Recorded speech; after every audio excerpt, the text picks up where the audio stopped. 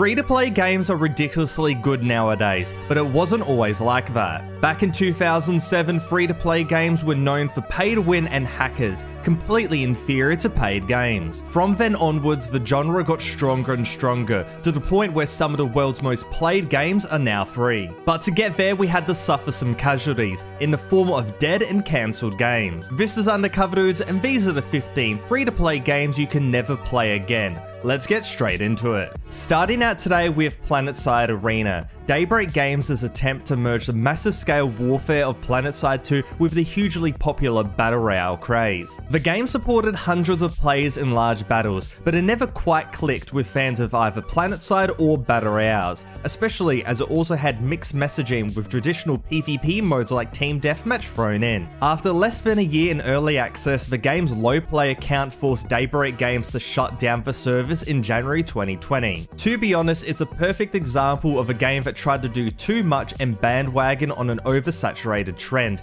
ending up appealing to no one. Next today we have Spellbreak, the spellcasting based Battle Royale combat title that offered a very fresh take on the genre. Players could combine different elemental spells to create really powerful combos, making the combat feel unique and very different to every other Battle Royale game out there. But despite initial interest, it struggled to maintain a stable player base, especially with bigger competitors like Fortnite and Apex Legends dominating the scene, games that were frankly less in-depth but much more marketable. In 2023, the developers shut down the servers, marking the end of a game that had some really innovative ideas but couldn't sustain itself in such a competitive market. Scavengers is up next, a PvPvE game that combines survival mechanics with intense third-person shooting. Set in a frozen wasteland, players had to fight against both the environment and rival teams. It wasn't particularly unique, but it was executed fairly well. But despite this relatively interesting concept, technical issues and lack of content updates plagued its development,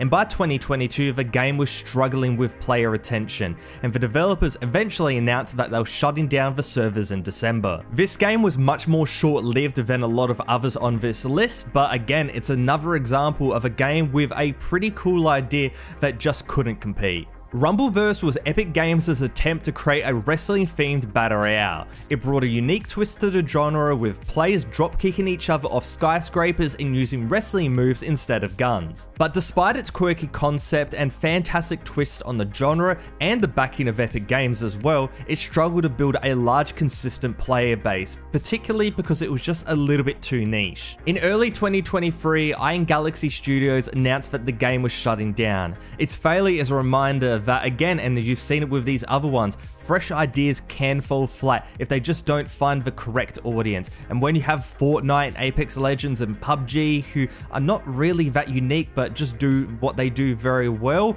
very niche titles just can't compete. Synced was a looter shooter set in a post-apocalyptic world, where players fought both other players and AI-controlled enemies. The game had an intriguing premise with a heavy emphasis on futuristic tech, but it was launched into an already crowded market where other games did the exact same thing, but frankly a lot better. Despite the backing of Tencent, this game struggled to maintain any form of player base.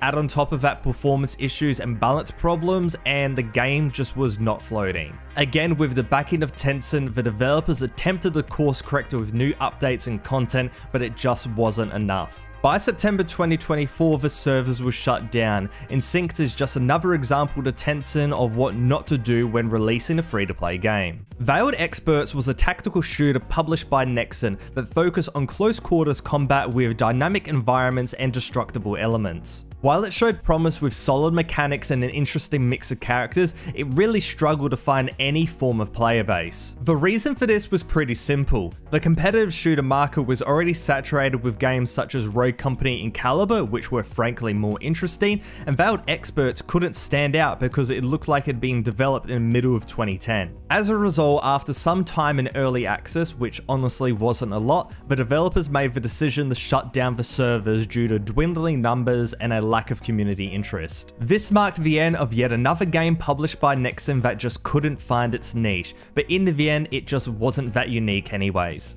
Set in the beloved Legacy of Kain universe, Nosos was an asymmetrical multiplayer game where humans and vampires battled it out.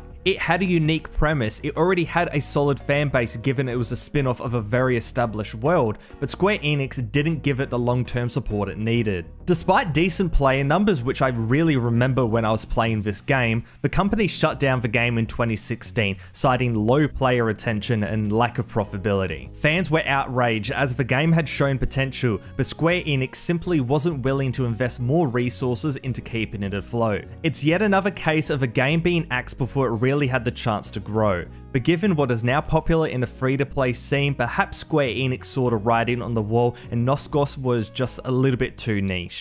Battalion 1944 was meant to be a love letter to old-school World War II shooters like Call of Duty 2 and Medal of Honor, offering tight 5 vs 5 competitive gameplay and a focus on skill-based mechanics. It launched with high hopes, and for good reason, especially after a successful Kickstarter campaign, but things quickly fell apart. Despite solid gameplay, issues like bugs, server instability, a lack of content updates, and much more made it really hard to keep a dedicated player base. The game suffered as a result, and passing over quite a bit of history, in 2022 they re-released the game as Battalion Legacy, making it free to play and removing microtransactions. Despite it being a love letter to fans, the game had lost all its momentum, and despite initial interest, it really fizzled out. It now stands as a nostalgic yet cautionary tale of how even promising games can struggle to survive in a very competitive market. Next up is Battlefield Heroes, and this one hits home. The quirky cartoon version of Battlefield that had an extremely dedicated fan base. It ditched the series' realistic military tone for a lighthearted third-person shooter style, offering a fun, more casual take on Battlefield's large-scale combat. Despite this, EA shut it down in 2015 as part of their purge of free-to-play games, with the justification being that their free-to-play game catalog was not as popular as they once were. That's frankly ridiculous given how popular this game was, how marketable it was, how easy it was to run, and overall everybody loved it. But with that said, paid titles are more profitable, so the corporate greed won here. Overall, Battlefield Heroes had a lot of charm, but EA's focus on bigger franchises meant it never really got the attention it needed to thrive. Evolve Stage 2 was the rebranded free-to-play version of Evolve, an asymmetrical 4 vs 1 shooter where 4 hunters took on a single player controlled monster. The concept was fantastic and people loved it, but really poor day 1 DLC practices, really poor balancing, and just disregarding the fan base absolutely killed the original game's momentum. The developers launched Stage 2 as a last-ditch effort to revive the game, but it was too late as the community had already moved on, with 70% of the player base leaving within the first month. From this, Evolve, be it the original or Stage 2, never recovered from its disastrous launch, and in September 2018 2K pulled the plug, shutting down for servers entirely. It is a textbook example of mismanagement and greedy monetization, where they had everything lining up and they decided to try to milk the cow so early, on literally the first day, and in this case it killed even the most promising of games. Hawken had the makings of a hit, a mech shooter with incredible visuals and fast-paced gameplay that set it apart from more sluggish mech games. Players piloted massive robots through detailed urban environments, engaging in explosive battles, and it was frankly so enjoyable. Not much had really gone and been done in the mech scene, but this just completely blew the genre apart. But despite early success and tons of content updates, the game suffered from internal studio issues and mismanagement. A console launch led to a mini revival, but in October 2017 they announced that the servers would be permanently shut down in January 2018. The combination of failed monetization, a botched acquisition, and internal problems led to this game's downfall. In a silver lining, in August 2020 it was announced that a group of fans calling themselves Awakening had revived the PC version, and from September to 27, 2024, the Awakening project went into public beta. Battlefield Play for Free was EA's attempt to bring the Battlefield experience to the free-to-play market, blending elements of Battlefield 2 and Bad Company 2 into a relatively easy to pick up package. It offered large-scale battles with classic Battlefield gameplay, but with a heavy reliance on microtransactions for weapons and upgrades. Remember, this was back in a time where pay to win was absolutely fine. As the game progressed though, EA's attention shifted to bigger projects, and in 2015, similar to Battlefield Heroes, they shut down the servers. Poor monetization and a lack of meaningful updates were to blame, and it was a little little bit of a shame as it had the potential to be a great free-to-play Battlefield title,